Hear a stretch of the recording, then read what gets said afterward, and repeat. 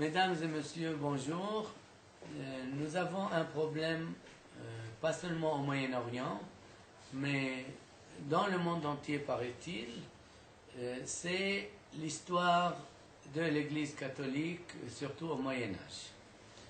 Eh bien, malheureusement, et là je parle du Moyen-Orient, sauf peut-être le Liban, voilà, à quelques rares exceptions près, on ignore, on feint d'ignorer l'histoire de l'Église tout court, pendant les 6-7 premiers siècles.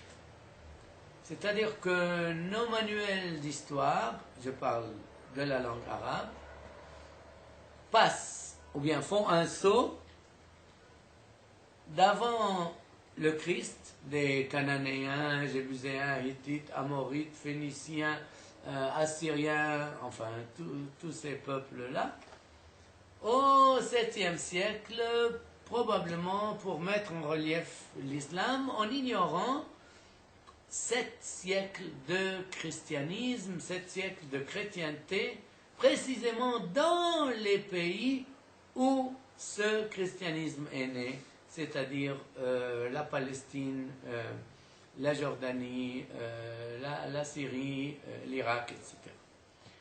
Voilà, donc déjà ce saut S-A-U-T dans l'histoire est une opération qui n'est pas du tout, disons, recommandable.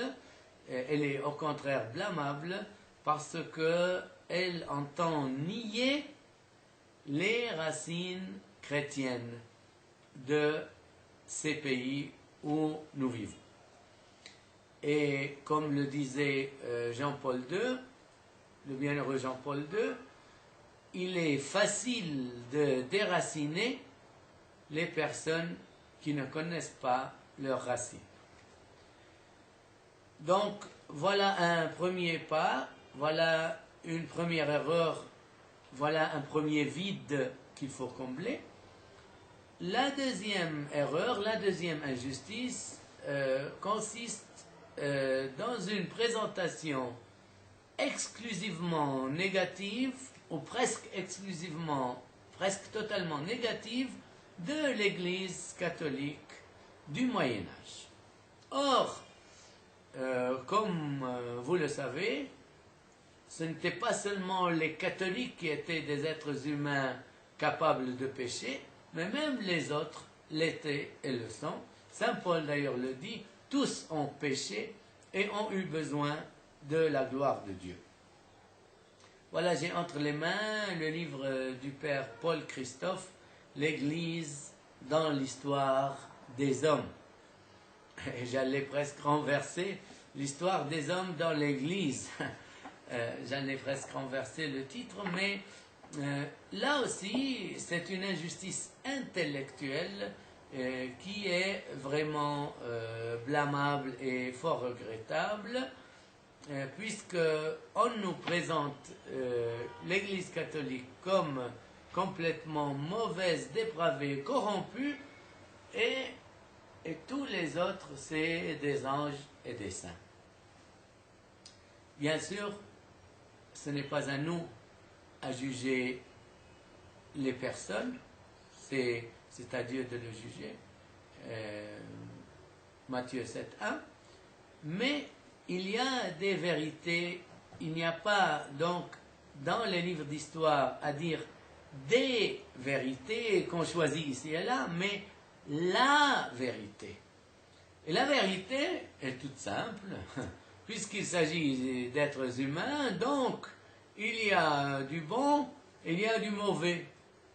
Pas seulement chez les catholiques, mais chez les autres, sauf que les autres, par exemple les dénominations protestantes, n'existaient pas avant 1521. Je parle des dénominations, de la plupart des dénominations protestantes, bien sûr, avec respect et amour fraternel. Voilà, je voudrais signaler donc quand même, pour un contrepoids à ce que les manuels d'histoire, au moins de langue arabe, racontent, et qui sont vraiment,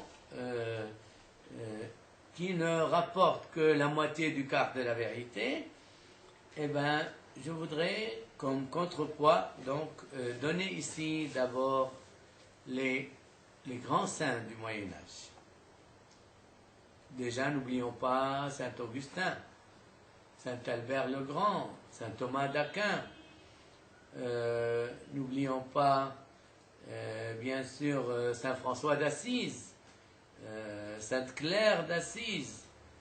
Mais juste ce siècle où vécut Martin Luther, que le pape Benoît XVI a loué pour sa recherche de Dieu, eh bien, ce siècle s'appelle précisément le siècle des saints, S-A-I-N-T-S. Dans l'histoire de l'Église catholique, là, il s'agit, avec le Concile de Trente, d'une réforme interne de l'Église, non pas une réforme des dogmes, puisque la foi est toujours la même, puisque la foi se trouve dans la tradition, dans l'enseignement, le magistère de l'Église, et bien sûr dans les Écritures saintes. Mais c'est la réforme des institutions, des ordres, des diocèses, c'est l'organisation de nouvelles institutions pour le bien de l'Église et de l'humanité. Voilà très brièvement le siècle des saints. 1515, Philippe Néri. En 1575, il fonde l'Oratoire. Sainte Thérèse d'Avila, en Espagne, 1515. 1552, elle réforme le monastère de Saint-José, de Saint-Joseph. 1538, Saint-Charles Borromée, cardinal en 1560. En 1565, archevêque de Milan, il réforme le diocèse de Milan. 1542, Saint Jean de la Croix. 1568, Carme Deschaux. 1577, il écrit La Noche Oscura, la nuit obscure. 1566, Madame Acari. 1567, Saint François de Sales. En 1602, évêque de Genève, qui en attendant était devenu calviniste. 1572, Sainte Jeanne de Chantal, qui avec Saint François de Sales, l'apôtre de la douceur et de la mansuétude, fonde la Visitation. 1575, Pierre de Bérulle. Et en 1604, c'est la réforme du Carmel de Paris. 1581, Saint Vincent de Paul, curé de Clichy en 1612. Il fonde la congrégation de la mission en 1625. Et en 1635, il fonde un séminaire. En 1588, Charles de Condre.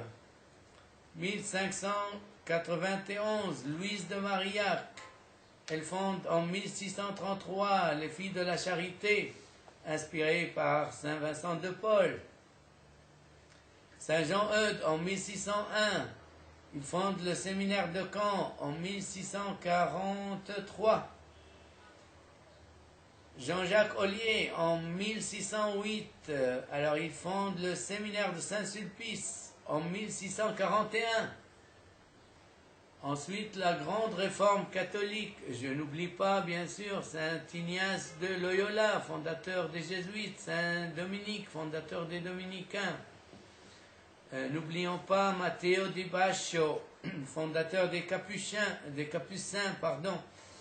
Eh bien, l'Église a eu encore la grande réforme dans le Concile de Trente.